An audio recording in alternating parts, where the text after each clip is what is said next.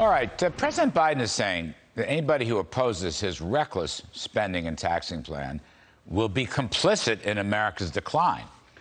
But many of us think passing this plan will actually create an America in decline. And as I said at the top of the show, a number of polls, left, right, and center, are backing that up. So here to weigh in is Steve Forbes, Forbes Media editor-in-chief. Steve Forbes, thank you for coming back on. I mean, it's just kind of hard. As a matter of common sense, jacking up spending and taxing and regulating and ending our oil energy independence is not going to help America. It's going to harm America. Well, all you have to do, Larry, is look at what's happened to Europe since they adopted this kind of a welfare state from cradle to grave, and their growth rates. Once upon a time, European growth rates were a match for those of the U.S. Then Europe went in a very, very sharp socialist direction, both in the economy and in health care. And even though their economies individually are much smaller than those of the U.S., they lag in terms of growth rates. You'd think with a smaller economy, smaller base, they'd have higher growth rates, but they have less growth rates than we have.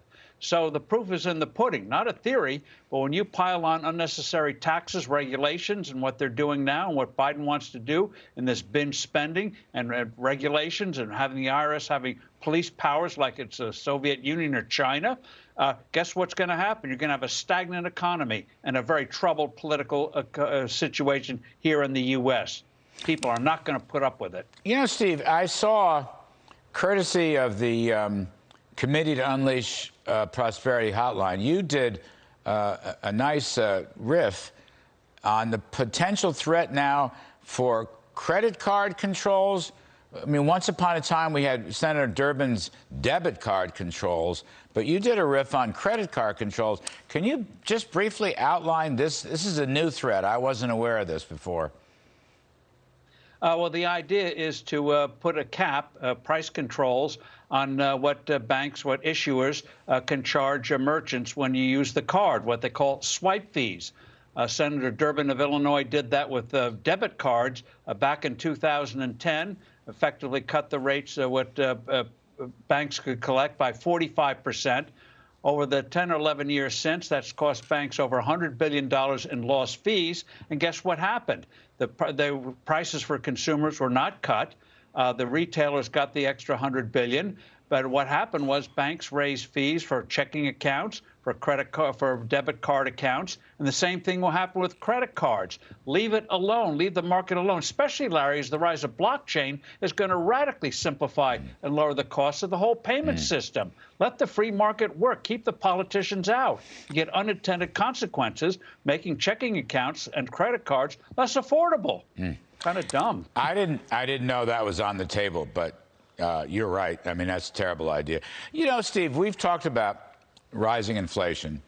Half of it may be pandemic-related supply shortages, but the other half, and then some, is the Federal Reserve has been financing this government spending. They're buying 57% of the new debt in the last 18 months, and the inflation rate doesn't look like it's coming down. In fact, we have a chart. I don't know if you can see it, but we'll put it on the full screen.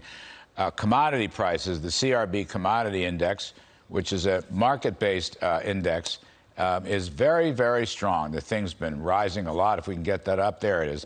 You can see the bounce back there. It's now moved beyond the old levels of 2017, 2018, 2019. So that's a bad signal. And natural gas prices are booming, oil prices are booming. Steve, this just came to me. You're talking about credit card controls. Do you think the Biden administration will go for price controls or even wage and price control instead of having the Fed pull back on their monetary-based money supply and so forth and raise rates? Do you think they'll go for price controls? Oh, Lord, I hope we don't get a repeat, Larry, of the early 1970s when a Republican president, Richard Nixon, put on wage and price controls, took the dollar off the gold standard. We got the terrible decade of the 1970s, massive amounts of stagnation and inflation. And that's what's threatening here. And you're right, there are little hints of it out there. President Biden went after rising meat prices, blaming merchants.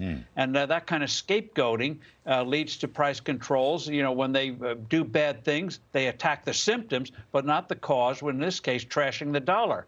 As we've discussed before, the Federal Reserve has been engaging in a gimmick while it's creating this money of using what they call reverse repos. In effect, the Fed borrows short term each night, $1.2 trillion the amount is, from the banking system to prevent this flood of money into the economy.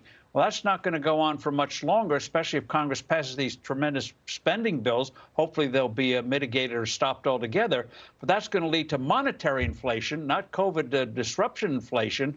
And like we had in the 1970s, monetary inflation, and that's going to be very bad for the economy, especially the political consequences. People aren't going to understand what's going on. Scapegoating will rise up, trust will go down, and the political consequences are unpredictable.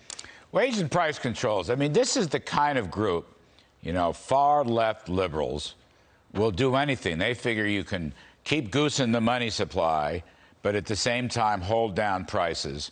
The way this was done, as you say, it was Republican Richard Nixon. Now, Jimmy Carter, as you recall, also had wage and price controls, or a form of it. We kind of killed that off, right, in the last 30, 40 years. But it may come back with this gang. And I guess we're all going to have to start talking and writing about how bad that would be for the economy. Yeah, and they won't do wage controls. The labor unions will block that. But they will do price controls, which will disrupt the economy and lead to higher unemployment and lowering wages, effective wages, as prices go up. But companies aren't going to be able to afford to increase the wages. We saw that in the 70s. You got nominal increases, but the prices were always moving faster ahead. And that led to turmoil. And by golly, when Ronald Reagan took office, talking about Jimmy Carter's controls on energy, you know, old oil, new oil, all that kind of junk, he removed them. And by golly, oil prices came plummeting down. So I wish we'd learned these lessons, but we may have to learn them again with this crowd, this socialist crowd. That leave the economy alone, America prospers, do what they're doing, and you wreck the greatest experiment in human history. Reagan decontrolled oil, you're right, and people said it was going to go from 40 to 100. The only problem is it went from 40 to 10. So market forces, more production, more employment. You're right, but I worry about this crowd could go to price controls, and you're right.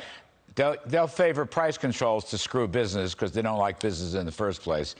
And the business won't make any profits, and that will cause higher unemployment. Anyway, more to be revealed. Steve Forbes, thank you ever so much. Hope to see you soon. Thank you, Larry.